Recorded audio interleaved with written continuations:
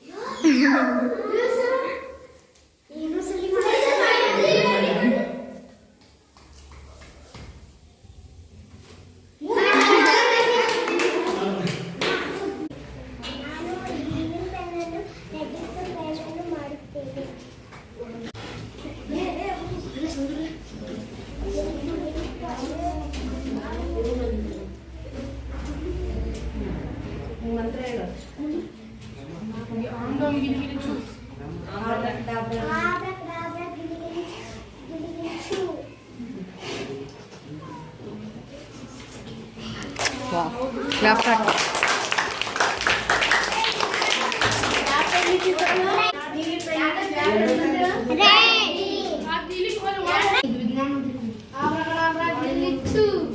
Wow.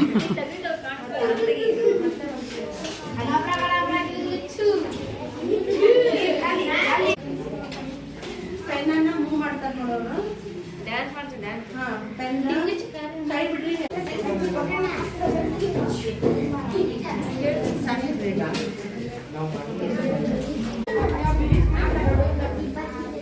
Clap ಮಾಡ್ರಿ.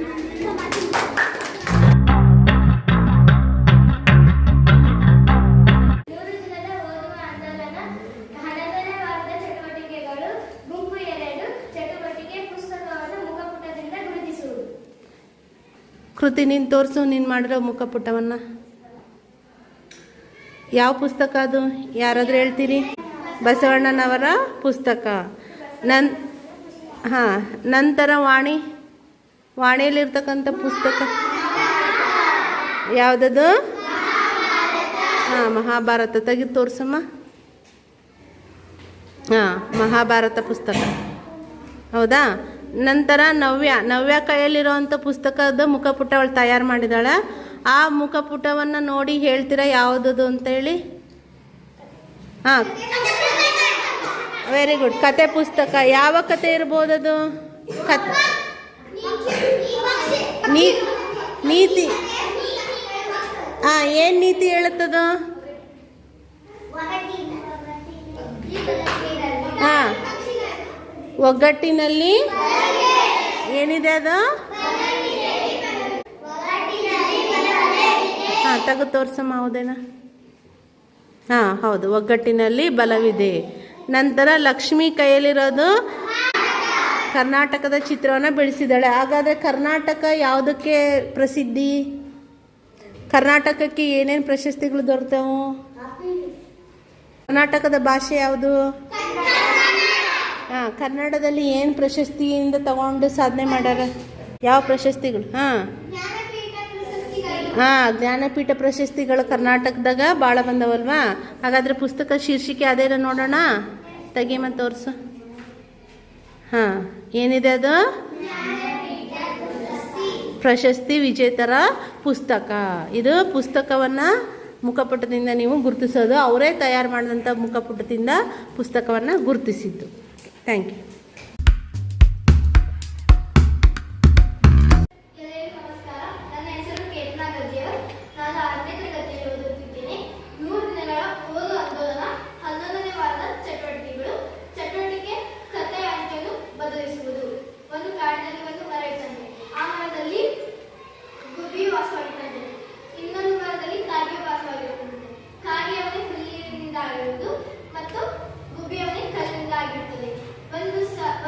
ಜೋರಾಗಿ ಮಳೆ ಬಂದಾಗ ಕಾಗೆ ಮನೆ ತೆಗೆದುಕೊಂಡು ನೀರಲ್ಲಿ ಹೋಗ್ಬಿಡುತ್ತೆ.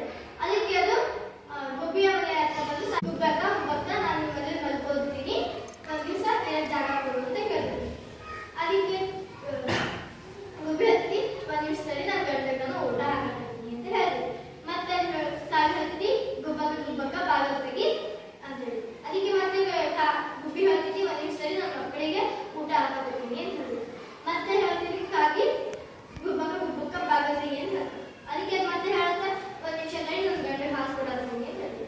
ಮತ್ತೆ ಗುಬ್ಬಕ್ಕ ಬಾಗಲಿ ಅಂತ ಹೇಳಿದಾಗ ಅದು ಒಂದು ನಿಮಿಷದಲ್ಲಿ ನನ್ನ ಮಕ್ಕಳಿಗೆ ಹಾಸ್ಕೊಡೋದು ಅಂತ ಹೇಳ್ತೀನಿ. ಆಮೇಲೆ ಅಷ್ಟಿಗೆ ಬಾಗಿಲ ತೆಗಿತಾರೆ. ಅದಕ್ಕೆ ಗುಬ್ಬಿ ಕೇಳ್ತದ, ನೀನು ಕಡ್ಲಿ ಚಿಂದ ಮಾಡ್ಕೋತೀಯ ಅಥವಾ ಶೇಂಗಾ ಚಿಂದಾಗ ಮಾಡ್ಕೋತೀಯ ಅಂತ ಕೇಳ್ತೀನಿ. ಅದಕ್ಕೆ ಕಾಗಿ ಹೇಳುತ್ತೆ, ನಾನು ಕಡ್ಲಿ ಚಿಂದಾಗ ಮಾಡ್ಕೋತೀನಿ ಅಂತ ಹೇಳ್ತೀನಿ. ಅವಾಗ ಅದು ಜಾಗ ಕೊಡ್ತೀವಿ.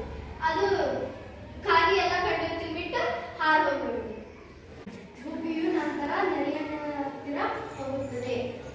ನೆರಣ್ಣ ಕಾಗಿ ನಮ್ಮ ಮನೆಯಾಗೂ ಕಡ್ಡಿ ಎಲ್ಲ ತಿಂದು ಹೋಗ್ಬಿಡೈತಿ, ನಮ್ಮ ಮಕ್ಕಳಿಗೆ ಊಟ ಇಲ್ಲ, ಈಗ ನಾನೇನು ಮಾಡಬೇಕು? ಕಾಗಿಗೆ ಬುದ್ಧಿ ಕಲಿಸು ಅಂತ ಹೇಳ್ತಿ. ಅವಾಗ ಕಾಗಿ ಮರದ ಮೇಲೆ ಕುತ್ಕೊಂಡಿರ್ತೈತಿ, ರೊಟ್ಟಿ ಇಟ್ಕೊಂಡು.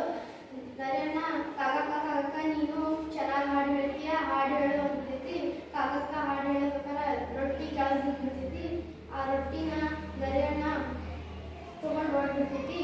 ಅವಾಗ ಕಾಗಕ್ಕ ತಪ್ಪಿನ ಅರಿವಾಯಿತು. ಧನ್ಯವಾದಗಳು.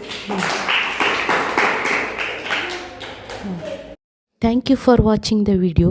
Please like, share and subscribe our channel to support us.